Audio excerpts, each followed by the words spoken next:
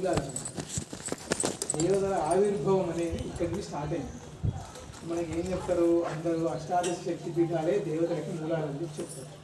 మరి వాటికి కూడా ఒక మూలం ఉండాలి కదా, ఆ మూలమే ఈ దశ మహావిద్య.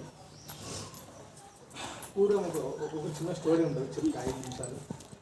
దుర్గముడు అనే ఒక రాక్షసుడు ఉంటాడు. ఆ దుర్గముడు అనే రాక్షసుడు ఏం చేస్తారు కదా అంటే, ఆయనకి ఒక డౌట్ వస్తుంది.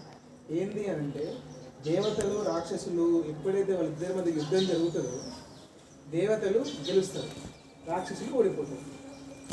రామాయణం చూసుకున్నా, భారతం చూసుకున్నా, ఏది చూసుకున్నా దేవతలు గెలుస్తారు, రాక్షసులు ఓడిపోతారు. ఇదే ఎందుకు జరుగుతుంది ప్రతిసారి అంటే ఆయనకు డౌట్ వస్తుంది. ఇప్పుడు మనకి డౌట్ వస్తే మనం ఎట్లా మన గురువు గారిని అడుగుతాము, వాళ్ళు ఆయన రాక్షసుల గురువు కూడా శుక్రాచార్యుల వారిని ఈయన అడుగుతాడు అన్నమాట. ఎందుకు ఎప్పుడు విజయం అనేది దేవతలకి లభిస్తుంది? మా దగ్గర డబ్బు ఉంది, మా దగ్గర సంపద ఉంది, మా దగ్గర ఏమంటారు, మా దగ్గర సమూహం ఉంది, అహంకారం ఉంది, మా దగ్గర మదం ఉంది, అన్నీ ఉన్నాయి, మా దగ్గర ఏం లేదని మాకు రావట్లేదు గెలుపు అని చెప్పి ఆయన అడుగుతాడు. అడిగినప్పుడు ఆయన సమాధానం ఏం చెప్తారంటే, గెలుపుకి కావాల్సినవి ఇవన్నీ కాదు, గెలుపుకు ఒకటే కావాలి, అది మీ దగ్గర లేదు అని అంటారు. ఏంటిది? ఏం లేదు? ధర్మం లేదు. రాక్షసుల దగ్గర ధర్మం ఉంటుందా? ఉండదు. ఎందుకు అంటే వాళ్ళ కోరికలు దేవతలని రాక్షసులు ఆరాధించినంత ఎవరు ఆరాధించరు. ఇప్పుడు వాళ్ళు లక్షల సంవత్సరాలు రాక్షసులు తపస్సు చేస్తూనే ఉంటారు దేవతల కోసం. మరి అయినా కూడా మేము ఆరాధించిన దేవతలను ఎవరు ఆరాధించారు కదా, మరి మా దగ్గర ఎందుకు ధర్మము భక్తి మా దగ్గర ఎందుకు లేదు అని చెప్పి ఆయన మళ్ళీ ఆ దుర్గముడే రాక్షసుడు మళ్ళీ ఆయనకు ప్రశ్న వేస్తే ఆయన చెప్తాడు కదా అంటే, నిస్వార్థమైన కోరికలు ఎప్పుడైతే ఉన్నాయో ఆ కోరికలతో ఎప్పుడైతే ఉంటుందో ధర్మం అనేది మన దగ్గర ఉంటుంది అని చెప్పి చెప్తారు. రాక్షసులు తపస్సు చేయడం వల్ల వాళ్ళ స్వార్థం కోసమే చేస్తారు తప్ప ఏదన్నా ఆశించకుండా చేస్తారు ఎవరు? రాక్షసులు. దేవుడు ప్రత్యక్షమైన తర్వాత వాళ్ళు కోరుకునే కోరికలు ఎట్లుంటాయి? మమ్మల్ని ఎవరూ చంపొద్దు, మళ్ళీ పొద్దున చంపొద్దు, మళ్ళీ రాత్రి చంపొద్దు, మళ్ళీ మధ్యాహ్నం చంపొద్దు, మమ్మల్ని మనుషులు చంపొద్దు, దేవతలు చంపొద్దు, రాక్షసులు మేము ఎవరితో మేము చావద్దు, అసలు మాకు చావు అనేదే ఉండద్దు అని చెప్పి అది ఎవరి కోసం కోరుకుంటున్నారు? వాళ్ళ స్వార్థపరమైన కోరికలు కోరుకుంటారు తప్ప దేవతలలాగా ఏదన్నా ఆశించకుండా వాళ్ళు చేస్తారా? చేయరు. అట్లా ధర్మం అనేది మీ దగ్గర లేదు కాబట్టి మీ దగ్గర ధర్మం అనేది మీకు విజయం రావట్లేదు అని చెప్తారు. ఇప్పుడు మనకి ఒక కుండ తయారు చేయాలి, దానికి మెటీరియల్ ఏం కావాలి? మనకి మట్టి అనేది లేకపోతే కుండ వస్తుందా? మనం బంగారం పెట్టి చేసినా, వెండి పెట్టి చేసినా, ఇత్తడి పెట్టి చేసినా దానికి కుండ అంటారా? కుండ అనేది కావాలంటే మట్టి అనేది కావాలి. అట్లనే నీకు విజయం, నీకు గెలుపు రావాలంటే ధర్మం అనేది నీ దగ్గర ఉండాలని చెప్తారు. సరే, ఇప్పుడు ఈయన వేసిన ప్రశ్నకి ఈయనకి సమాధానం దొరికింది. కానీ ప్రశ్న వేసిన వాడు రాక్షసుడు కాబట్టి ఈయన ఏం చెప్పిండు? నీ దగ్గర ధర్మం ఉంటే గెలుపు వస్తుంది అని చెప్తాడు. కానీ ఈ రాక్షసుడు ఏం అర్థం చేసుకుంటాడంటే, ఎదుటి వారి దగ్గర ధర్మం లేకపోతే వాళ్ళు ఓడిపోతారు కదా అని అర్థం చేసుకుంటాడు. ఈయన ఏం చెప్పిండు? నీ దగ్గర ధర్మం ఉంటే గెలుపు వస్తుంది అని చెప్పిండు. కానీ రాక్షసుడు మనం ఎంత మంచి చెప్దామన్నా ఆ మంచిలో ఆ మంచి తప్ప అని అర్థం చేసుకుంటాడు. ఇప్పుడు అందుకే ఇప్పుడు మీరు మీ పిల్లల్ని కూడా వాళ్ళు ఎవరన్నా ఇప్పుడు మీరు చెప్పిన మాట వినకపోయినా ఏమంటారు? రాక్షస బుద్ధిలోకి ఎందుకు అట్లా చేస్తున్నాం అని చెప్పండి. మాటల మాట ఏంటంటే మనం చెప్పేది వినరు, వాళ్ళే మాట్లాడతారు. అట్లా ఈయన అర్థం చేసుకుంటాడు. దేవతల దగ్గర ధర్మం అనేది ఉండద్దు అని చెప్పి మనకి ధర్మం అనేది వేదాలు పురాణాల నుంచి మనకి ధర్మం అనేది వచ్చింది. అవన్నీ తీసుకొని పారిపోతారు. దేవతల ధర్మం ఉండద్దు, ధర్మం లేకపోతే వాళ్ళు ఓడిపోతారు కదా మాతో తలబడి. అట్లా అవన్నీ తీసుకొని పారిపోతున్న సమయంలో లోకం అంతా అల్లకల్లోని స్థితిలో ఉన్నప్పుడు ఇప్పుడు మనకి పంటలు పండకపోయినా, వర్షాలు రాకపోయినా మనం ఒక పూజ లేదా హోమం అనేది మనం చేసుకుంటాం. ఇప్పుడు మనకి శాస్త్రం కూడా ధర్మం నుంచి శాస్త్రం అనేది వచ్చింది. శాస్త్రం అనేది మనం పూజ చేయాలన్న ఒక ప్రక్రియ ఉంది. అట్లా మనకి ఆ శాస్త్రం అనేది అయినప్పుడు మన పూజలు ఏమైనా చేయగలుగుతాం? మనం ఏం చేయలేము. అట్లా ఆ లోకమంతా అల్లకల్లో స్థితిలో ఉన్నప్పుడు ఇంద్రాది దేవతలందరూ విష్ణుమూర్తి దగ్గరికి వెళ్ళి, ఇలా ఉంది పరిస్థితి, ఆ రాక్షసుడు వాళ్ళ గురువు ఇలా ఈ శిష్యుడికి ఇలా చెప్పడం మూలాన వాడు బాగుపడలేదు కదా, ఎదుటి వారిని కూడా బాగుపడకుండా చేశాడు అని చెప్పి చెప్తే, ఆ రాక్షసుడి అంతం కోసం ఆ రాక్షసుడిని మళ్ళీ సంహరిస్తే తప్ప మనకు మళ్ళీ ధర్మం అనేది రాదని ఆ విష్ణుమూర్తి ఆ రాక్షసుని అంతం చేయడానికి ఒక శక్తి ఏదైతే ఉందో ఆ శక్తి కోసము తపస్సు చేయడానికి చెప్పి స్థలం వెతుకుతున్నప్పుడు ఆయనకి ఒక పసుపు నీళ్లు ఉన్న కందకం కనిపిస్తుంది. కందకం అంటే మన వాడుక భాషలో కొలను అంటారు. ఆ పసుపు నీళ్లతో ఉన్న కందకం కనిపిస్తుంది. అక్కడ ఒక తామర పువ్వు మీద ఒక శక్తి వేసినట్టు తెలుస్తుంది అనమాట ఆయన. ఇలాంటి స్థలం అయితే నాకు సరైనది తపస్సు చేయడానికి అని చెప్పి ఆయన అక్కడ తపస్సు చేయడం స్టార్ట్ చేసినప్పుడు అమ్మవారు ఆ శక్తి ఏదైతే ఆ పసుపు కందకంలో ఉద్భవించిన శక్తి ఏదైతే ఉందో ఆ శక్తి బగలా శక్తి. ఇప్పుడు అమ్మవారు ఆ విష్ణుమూర్తి తపస్సుకు అమ్మవారు ప్రత్యక్షమై ఆ రాక్షసుడిని యోగ దృష్టితో కనిపెట్టి ఆ రాక్షసుడు ఎటు వెళ్లకుండా 4 దిక్కులలో, మళ్ళీ ఆ 4 దిక్కులకి 4 విధి దిక్కులు ఉంటాయి. తూర్పు, ఆగ్నేయం, నివృత్తి, ఈశాన్యం, వాయువు.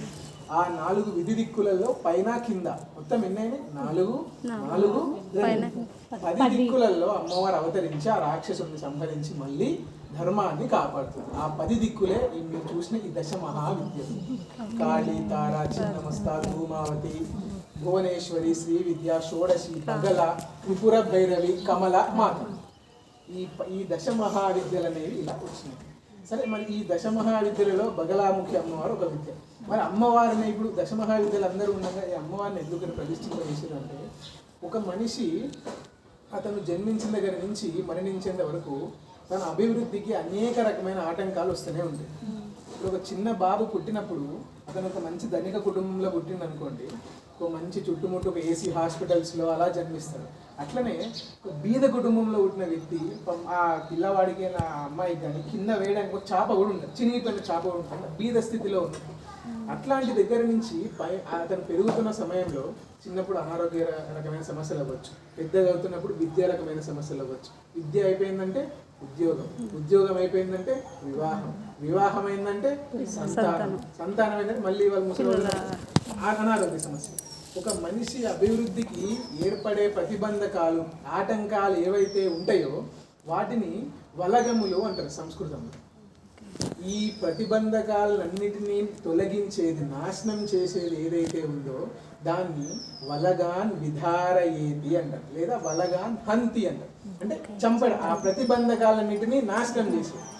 మనకి సంస్కృతంలో ఏంటంటే వాకి బాకి భేదం అనేది ఉండదు. ఇప్పుడు మీరు వాసరాని బాసరాని పిలుస్తారు, వైద్యనాథ్ని వైద్యనాథ్ పిలుస్తారు. అట్లా వాకి బాకి భేదం లేకపోవడం మూలాన వలగములు అనే శబ్దము బలగములు అయింది.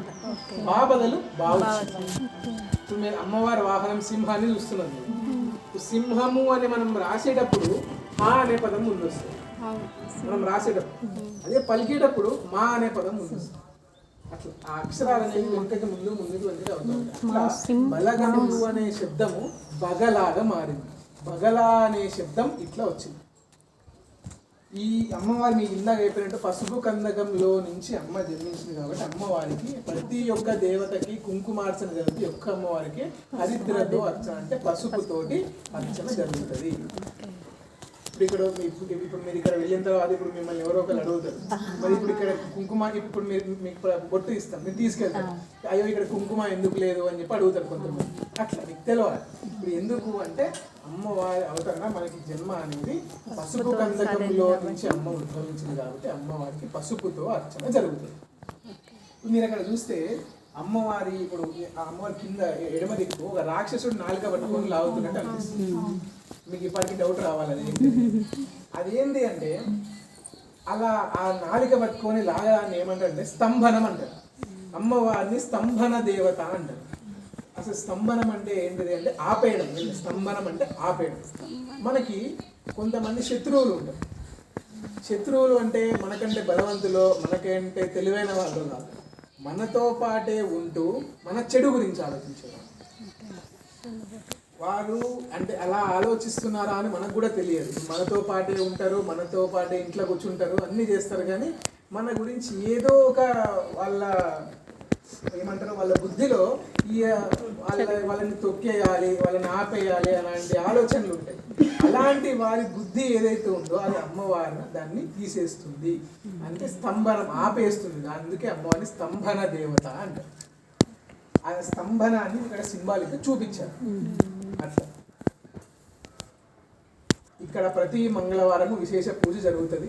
అట్లనే అమావాస్య పౌర్ణమికి సామూహిక మూలమంత్ర హవనాలు జరుగుతాయి.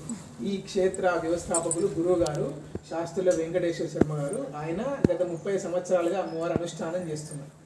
వారు డైరెక్టర్ ఆఫ్ స్కూల్ ఎడ్యుకేషన్ నుంచి వారు రిటైర్ అయ్యారు ఒక 3 సంవత్సరాల కింద. వారి సంకల్పం వల్లే మనకి ఇంత పెద్ద క్షేత్రం మనకి అమ్మవారు అనుగ్రహిస్తుంది. అక్కడ ముందు అక్కడ చిన్న అక్కడ ఉంది కదా అన్ని రాళ్ళు ఉన్నాయి చూడండి. ముందు చిన్న బాలాలయం ఉండే వారి సంకల్పం వల్లే ఈరోజు ఇంత పెద్ద క్షేత్రం మనం చూడగలం. ఇక్కడ నుంచి లోపలంతా శిలానే అమ్మ, ఇక్కడ కన్స్ట్రక్షన్ కాదు. గర్భాలయం అంతా శిల అంటే చెక్కింది, అంతా రాతితో చెక్కింది. చూస్తే తెలుస్తుంది. ఇంకొకటి, ఈ క్షేత్రంలో మీకు చెప్పినట్టు 11 ప్రదక్షిణాలే ఎందుకు చేయాలి? ఇప్పుడు వేరే గుడి పోతే మీరు 1 చేస్తారు, 3 చేస్తారు, 5 చేస్తారు, 7 చేస్తారు, 9 చేస్తారు. అక్కడ 11 ఎందుకు చేయాలి అంటే మీకు చెప్పినట్టు దశ మహావిద్యలు. దశ అంటే అందరికీ కలిపి ఇప్పుడు మీరు ఒక్కొక్క అమ్మవారికి ఒక్కటి చేయలేరు కాబట్టి దశ అంటే 10 చేసి అందరికి కలిపి 1 చేయాలి. అందుకే 11 ప్రదక్షిణాలు ఇక్కడ చేయాలి. ఫస్ట్ టైం వచ్చిన కాబట్టి మొత్తం డీటెయిల్గా చెప్తున్నాను. హెడ్ లేదు కదా, ఇప్పుడు విన్న వాళ్ళకి మేము విన్నాం కదా అనిపిస్తుంది. ప్రతి మంగళవారం విశేష పూజ జరుగుతుందమ్మా. 8:30 వరకు రావాలమ్మా. అక్కడ ఒక దాంట్లో అమ్మవారికి చిన్న అదేంటిదంటే అమ్మా, ఒక రాక్షసుడు ఏం చెప్తారు కదా అంటే, నన్ను అంతం చేయాలంటే మీ తలకాయ ఉండద్దని చెప్తే ఆ అమ్మవారు ఆమె తల నరికేసుకొని ఆ రాక్షసుని సంహరించి మళ్ళీ చిన్న మస్తా అమ్మవారు. మీకు అందుకే చూడమని చెప్పాను. పేర్లు చెప్పినా మీకు అర్థం కావాలి. ఇక్కడ ఇంకొకటి, ఇక్కడ మూలమంత్ర హవనంలో ద్రవ్యాలు పసుపు కొమ్ములు వాడతారు. పసుపు కొమ్ములతోటి హోమం అవుతుంది. ఇప్పుడు ఇక్కడ మనం గణపతి హోమం చేసుకున్నప్పుడు లేదా నవగ్రహ హోమం చేసుకున్నప్పుడు మనం పేలాలు కానీ ధాన్యాలు, కానీ ఇక్కడ అట్లా మూలమంత్ర హవనంలో అమ్మవారి పసుపు కొమ్ములు 2 వాడతారు. మీరు హోమంలో మీరు పాల్గొనాలంటే అమావాస్య పౌర్ణమి రోజు రావాలి. ఇక్కడ విశేష పూజ జరుగుతుంది. పూజ జరిగిన తర్వాత ఇప్పుడు ఎవరైతే టికెట్ తీసుకుంటారో వాళ్ళతో సంకల్పం చెప్పించి అందరూ అక్కడికి వెళ్తే మీరు కూర్చుంటే మీ గోత్రనామాలు మీ సంకల్పంతో మేమే చేస్తాం. మీరేం చెయ్యరు, మేమే చేస్తాం. సో మీ గోత్రనామాలు సంకల్పం చదువుతాం. ఇంకోటి ఏంటంటే, ఇది మూలమంత్రం ఏదైతే ఉందో అది ఉపదేశం తీసుకున్న వాళ్ళు తప్ప ఎవరు చదవకూడదు. యూట్యూబ్లలో చాలా మంది చెప్తారు ఇది ఎవరైనా చదువుకోవచ్చు, ఏం కాదు అది ఇది అని చెప్పి. మూలమంత్రం ఉపదేశం తీసుకొని ఎవరు చదవదు. మేమైనా సరే ఉపదేశం తీసుకుంటేనే చదవాలి.